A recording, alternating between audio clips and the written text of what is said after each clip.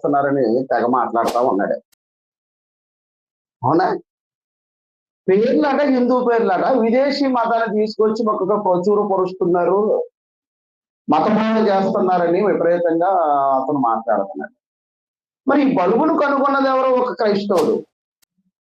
One of the Christian. అతని పేరు కూడా క్రైస్తవ పేరే కదా! మరి క్రైస్తవుడు తీసుకొచ్చిన ప్రతి వస్తువు కూడా వీడికి కావాలి. క్రైస్తవుడు కనుగొన్నటువంటి ప్రతి వస్తువు వీడికి ఉపయోగించుకుంటాడు. క్రైస్తవుడు కనుగొన్న ప్రతి వస్తువును కూడా వీళ్ళు వినియోగించుకుంటారు.